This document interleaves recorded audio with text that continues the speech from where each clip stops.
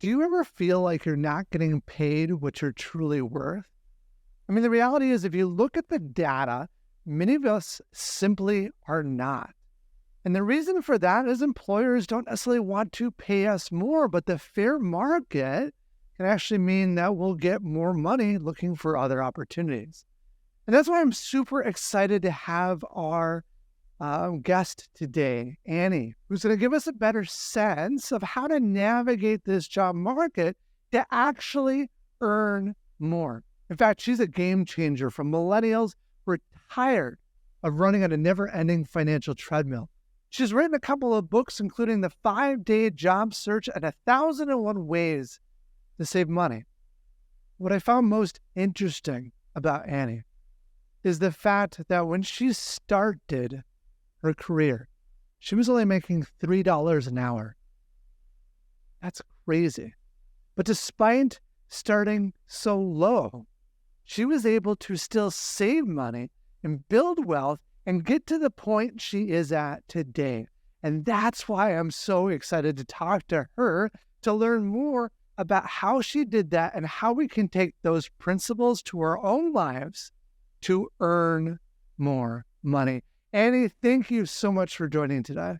Mike, thank you so much for inviting me onto the Entrepreneur's Edge. I'm really excited to be here today to share some valuable insights. Love it. Well, I'm going to dive right into it, right into my core question, which is, when you're out looking for more jobs, or maybe even your current employer, how do I get my boss to pay me more? Well, first of all, I think a lot of people pull numbers out of their ASS. They don't actually know what is the fair market rate for their skill set and their experience. They ask to get paid simply because, well, I've taken on more responsibility, therefore I deserve more. Or I have bills to pay, there's inflation, and I need a raise for, adjusting for the cost of inflation, right? And all of this stuff. But this is a market. It's a marketplace, right? So there's supply and demand going on here. And I think a lot of people, they don't truly understand this. It's just like if you're selling a house, right? Sure, you can list the house at $800,000, but that doesn't mean the person's going to buy it for $800,000. It can be up or down, right? You go into a seafood restaurant and you want to get the fish, the whole fish, it's fresh, right? The branzino fish, and it just says market price. Ask for today's price. It's just like that. It's the same concept, but a lot of people, they don't understand this because they're so close to themselves. They're like, oh, well, they're placing a price tag on me as if I am, this thing that's being sold. So first of all, I want people to get clear on how to figure out the market price for your kind of work. And this is actually really easy. So let me give you the straight talk on this. So what you have to do is you literally just have to go into Google and type in your title. Like, for example, I'm a real estate accountant, right? So you literally just type the words real estate accountant, Boston, Massachusetts, because it depends on your area as well. Geographic location matters. And you just type salary. So real estate accountant, Boston, MA, salary. And then out pops all of these Google search results. You open each one in a brand new tab, okay? And then you just look at each tab. Look at the first tab and open up your Excel file. And then type in the source of where you got this data from. For example, let's say one of the sources is Glassdoor.com, okay? Type in the source and then write what Glassdoor says is the low. Then in the next column, write what it says is the median. In the next column over, write what it says is the high. And you just keep doing this for every single source that you opened up in a new tab. Maybe you have 20, right? Let's say you have, after all of this, 20 lows, 20 medians, 20 highs. So you get an average of each. And now you know what is the fair market price for your title in your geographic area. It's just simply a matter of figuring out where you fit along this range, right? But that will help you figure out, are you really being underpaid like you think you are? You really think everyone's getting paid more than you? Is that really true? Maybe you're not. Maybe according to the numbers, you're on the high end, actually. then at that point, that's more of a matter of figuring out what's the next title you should go after because you've reached the top limit of what you're doing now. I love that. What's interesting for so many employers, when they're thinking about paying or increasing their employees' salaries, they're looking at more like a cost of living adjustment. And they're sort of doing a 2 or 3% increase, and maybe a little bit more for good effort. But that rarely keeps up with the actual market. So taking your simple principle of doing a little bit of homework and research on that market gives you power. So once you know that information, how do you translate that information into real dollars that can be earned? So the secret is to figure out exactly where you fit, because you actually don't know if you're more qualified and more capable than someone else who has the same title that you're going after or that you already have, right? So that is a little bit harder. So what I liked to do back then was there was this website called PayScale. You basically type in the title you've had, you're working now, and the titles you've had in the past, along with like inputting the skills that you have. And it'll say like, hey, if you want to make 16% more, the most valuable skill that you're lacking is, let's say, payroll or something like that, right? So what you need to do is you need to actually gather a list of the skills you're lacking. And then, okay, well, if you're lacking all of those, you're clearly not on the high end. You're probably maybe in the lower to mid-range level, right? But you should take the time to actually learn the skills that you're lacking so that you can ask for more. You can't just ask for more simply because, well, I've been working here for 5 years. If you want me to stay, you have to pay me more. I mean, I kind of feel like you're kind of wringing the employer's hand at that point, right? Rather than trying to provide value. If you keep thinking of like, how can I provide value to my employer? How can I be of service? How can I make things better at this company? They will want to give you more money rather than giving you more money simply to make you stay. I love that. You take it from their other perspective, right? Understand what they're looking for. And they're looking for value. They're looking for the things that you're going to do to improve the business. And if you have more skill and more capability, then you're worth more. But what happens, I've seen this all too often, where you've developed new skills, you're providing new value, but now you go to your boss and they say, sorry, you get 3%. I know you got the math. It should be 10, but I'm only going to give you 3% increase. What do you do next? You have two options. You have two options at that point. You can either ask, well, how exactly can I make more money at this company? Like, because every company is different. Like, what's important to your existing boss or company is not as important to another company, right? Like, you shouldn't just be also like learning skills willy-nilly here. Just because I tell you to go on PayScale and figure out what you're missing, therefore you need to learn this. It's also like you need to have a really good relationship with your boss and constantly be in communication asking like, how can I make more money at this company? Like, what are the opportunities here? Is the way to make more money actually outside of my current career track? Is it like outside of my department? Like, what if I'm in accounting, right? Which I am. And then but we've maxed out at accounting. I'm the only accountant at this company. He doesn't need more than one. And the accounting is done smoothly. He's happy. So he just doesn't see any need for things to be better in the accounting department, right? So what is he really struggling with? Well, he's struggling with managing people or finding a way to make the operation run smoother or finding a way to delegate more. Like, that's what really my boss is really struggling with. So even if I solved more accounting problems and I got more skills in accounting, he's not going to pay me more because I'm not adding more value. I'm not solving his problems. But if I did the other things, he would be grateful and joyful. And if I had to ask more money, he'd want to give it to me, right? So you have the first option of staying, but you have to have that tough conversation. I think a lot of people are too scared to have these kinds of conversations with their boss, right? Like, for example, I just had a meeting with my boss this morning, and it wasn't about me, right? It was more like, hey, we have this girl in this office who we do construction. You know, it's like a real estate development company. He did renovation in her home, and she hasn't paid for it for 13 months. And I was like, hey, when are you going to ask her to pay you back for this? You guys did the renovation for her for 13 months, and she works here, you know, and then he goes like, well, she asked for an annual review. So in 2 weeks, we'll be doing an annual review. And then I'm like, we do annual reviews at this company.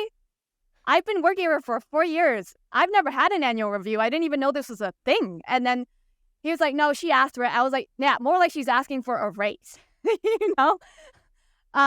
So, I mean, I think people should be more clear and upfront in asking specifically, how can I get a raise here, rather than trying to, can I do an annual review, like an annual performance review kind of thing? Like, that's a little under the table, because it's quite clear if you read between the lines, she's asking for a raise, maybe a Christmas bonus for this year. Who knows? But the other option is to apply for other jobs. Maybe it's time for you to go, right? As much as you'd like to stay, maybe to progress in your career and to make more money, you have to find a company that has the budget and has the desire to pay you more. I like that. You know, I'm an employer. We hire quite a few people within our company, but I completely agree with you. I love it when people are just honest and upfront, right? If you're trying to I want to review and trying to read between the lines of what you're actually saying, that's not helpful to either of us. Just be honest. And honestly, the people that deserve it, I'm hoping that we catch it before they even have to ask, and we're giving them a proactive raise. Let's say we missed it. I am actually thrilled when someone comes to me and asks for a raise, and they deserve it, and the market makes sense. We provide that. The harder cases are the ones that people don't think about that value that they're offering up front. And if they're only focused on themselves and not about providing real value to the business, and they're not providing that, then that's a tougher conversation to have. That's because they don't have that entrepreneur mindset. Yeah, exactly. And your second point then was, okay, if things aren't working with your current job, looking for other jobs. And you see this especially in the tech market, where people actually make more if they change jobs every 2 years. I don't necessarily recommend that, but that's what the stats show. How does someone go into the open market and effectively find a new job, maybe a better quality job that pays them more? Well, that is a whole game in and of itself. That goes beyond salary negotiation. That's like having the skill set in job search. It's like, do you know how to look for a new job to begin with, right? And to successfully land one quickly, and to position yourself as an expert in the industry.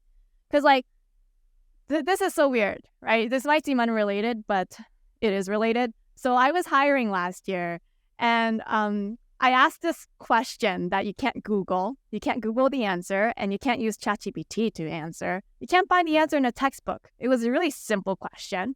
The question is, tell me about the top 3 problems that you've ever had in your whole life, and tell me how you solved the problem.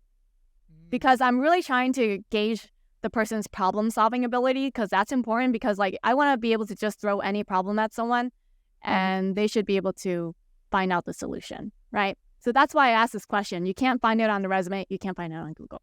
And then 80% of the applicants answered back, the toughest problem I've ever had is I was fired, or I was unemployed, laid off, and I didn't know how to land a job. Or I was out of work for several months and I couldn't pay my bills. That was my biggest problem.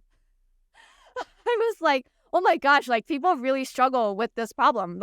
They don't have the skills, right? So how do you do this? Well, first of all, I recommend that you have to think more about how to market yourself. You have to go beyond what certificates can I get to show that I'm valuable. It goes more selling. You have to learn how to sell yourself, even if you're a job seeker. Sales. Selling your ideas to your potential employer. Selling the fact that you think you are the best candidate for the job. That. There are so many soft skills within this thing. It's crazy. Wow. So we can't get to all of that in such a short podcast, but if you could point someone, how do they start learning the skills that they need to be super successful? Right. So I actually broke this down into a system. I have this whole comprehensive system that is in my new book called The 5-Day Job Search, but I'm also giving away step by step the information on how to do all of this in my YouTube videos, which I'm posting about 1 to 2 per day these days because people are losing their jobs left and right. One of them is you need a headshot. People never think of this, but before an employer decides to even give you an interview, they're going to look you up online. It's almost like going on a first date with someone, you swipe right on Tinder, and you're like, well, before I actually go on a dinner with this person for an hour or maybe 90 minutes, is this person a creep, a psychopath, a stalker? Like who is this person really? Can I find this person on Facebook?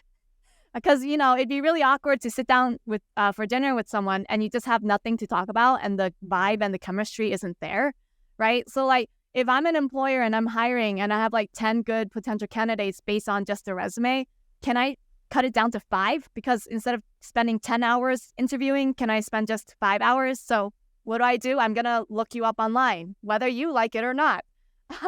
So one of the first things you should do is you should have a headshot on your LinkedIn profile. And when I say headshot, I'm saying, please, no iPhone selfies. No, oh my gosh. If you took a photo of yourself at a wedding that was taken by a photographer, that is not a headshot just because a professional took it. Right?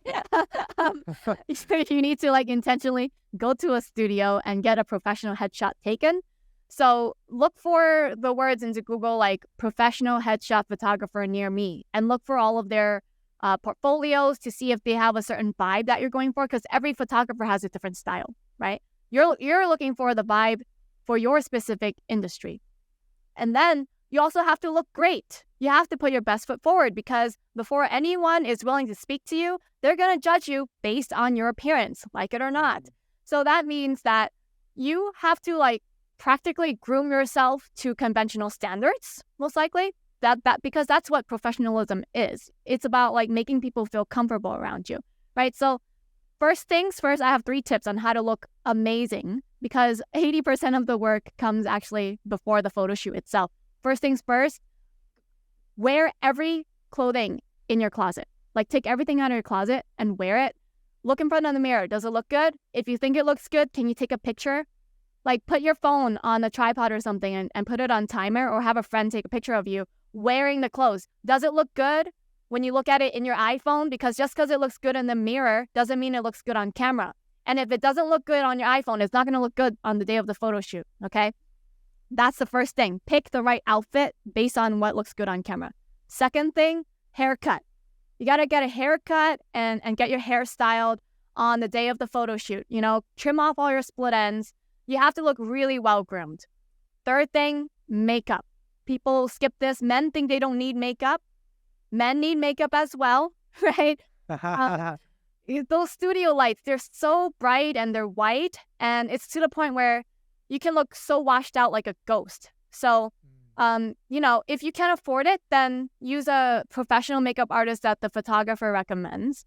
If not, then at the very least, probably go to Sephora and get one of those free makeovers that they offer if you buy one of their products. Love it. Love it. Some very just practical advice, but those little details make such a meaningful impact. You will definitely have to check out Annie's YouTube videos. We'll include them in the description below. I think you'll learn a ton. And just think about it for a moment. Spending some time watching those videos and applying those practices, each one may only take 5-10 minutes to learn and start to apply. That's worth real money to you, right? That could mean the difference between maybe a $50,000 a year job and a $70,000 or $80,000 a year job. You can make a $35,000 jump, because I made a $35,000 jump, and that's the equivalent of a student loan. Wow. Yeah, if you can do that, you can pay off your student loan in a year or a year and a half. If you don't have lifestyle inflation, if you just choose to pretend you made the same amount as before you got the new job that paid more, and just live on that kind of income, and then use the rest to pay off your student loan. Love it. The last part I really wanted to dive into with you is you can, quote unquote, make money by saving money, right? If your expenses are lower down, you actually have more money in your overall bank account. Seems simplistic, but you've done this incredibly well. I mean, the fact you're making only $3 an hour for a while, but even at a low salary, you were putting away a decent amount of savings. Give us a few tips. How do you actually save money in a meaningful way? There's a few tips. I have practical tips. They're all in 1,001 ways to save money, but I have found that Because I'm like really math oriented, right? That's why I'm an accountant. Like I view numbers as really black and white, and I'm just very practical and reasonable about it. And my dad was a high school math teacher in China before he immigrated to the US, right? So I kind of have that benefit, but I mean, like the number one thing is the mindset, right? Number one thing is like I have had to learn to be content with not having the things that other people had. Like if you cannot master this one particular emotional skill, this is about becoming an emotional adult, like being able to delay your gratification. If you cannot master this, you won't be able to master anything else related to saving money. It makes sense. So you master that mindset. What are some practical tips then that people can apply to actually reduce some of their costs? So one of the things you can do is, the first thing is like, this is so basic, but so I have to say it anyway because a lot of people don't know. It's the fact that the first thing you do with your paycheck when it gets direct deposited into your bank account, 10% of it needs to go into a savings account. Like, don't argue with me whether it should be your gross income or your net income, because the fact is, people aren't doing either of them, right? Like, half of Americans don't even have $500 in their savings account. So, either way, 10% of net or gross needs to go into your savings account. And you need to, like, pretend like you never even saw it. This is really, really basic. It's like the number one personal finance 101, right? Like, but look, my husband and I, we got married when we were 28. And when we got married and I moved in with him, I was like, hey, you know, I'm the one who's good with money. I want to manage our household finances. I want to like combine our money to start with, right? And then we just grow our pot together, right? We grow our wealth together because we are a unit now. We're one. So I asked him, well, how much money do you have in your savings? And then he goes like, I've got like $200. And then I'm like, do you have a savings account? He's like, what's a savings account? My savings is what's left over in my checking account.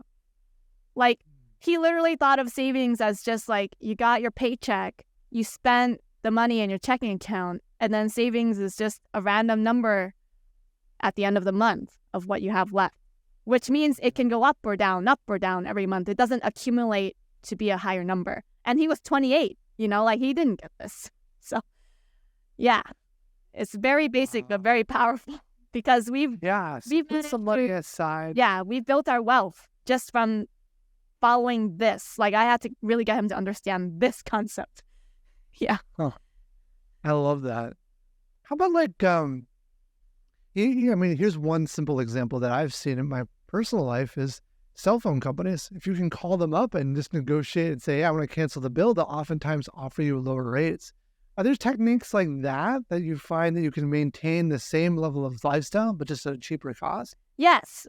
This advice I'm about to share with you actually applies to both business and personal. Like you have to be really crazy with your comparison shopping. Like I don't just call up a phone company and negotiate for a lower rate. What I would actually prefer to do is to do actual like comparison shopping. So just like I said to like type into Google real estate accountant Boston MA salary and then open each in a new tab. The way I shop for anything, especially for business, because business expenses are much higher than personal, is, for example, like right now I'm doing AI headshot generators, right? Like I'm trying to help college students save money on not using a photographer because they can't afford a photographer. So I'm thinking maybe if they could take a selfie of themselves and use an AI headshot generator, something cheap to use for their LinkedIn profile. But like now I'm the one in charge of doing the comparison shopping so that these college students don't have to, right? So how do you do that?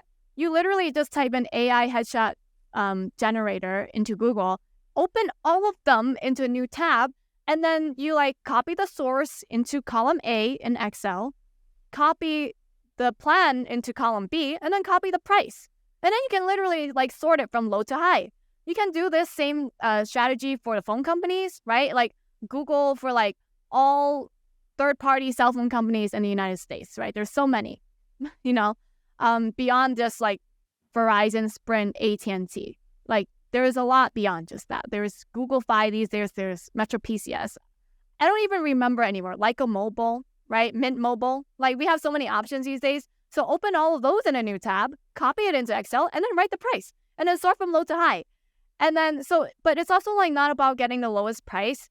So after looking at the lowest price, what I would do is, okay, I'm looking at the lowest price. Now let me actually research beyond what they offer, like beyond the price.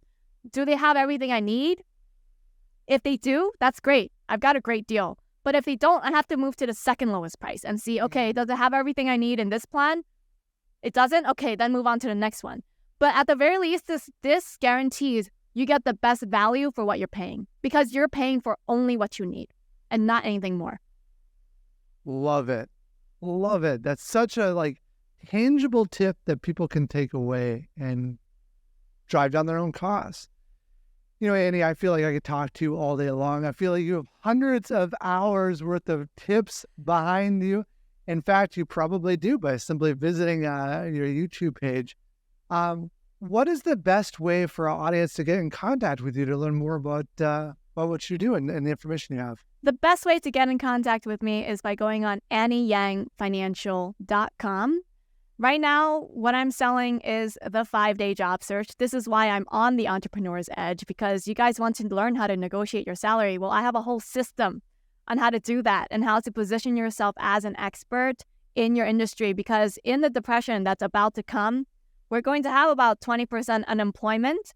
I understand this is a show for entrepreneurs, but branding yourself to be an expert in your industry is something that applies to everyone, from job seeker to freelancer to business owner, because if you want a job, if you want a client, if you want a business opportunity or investors or someone to partner with, they're going to check you out online, right?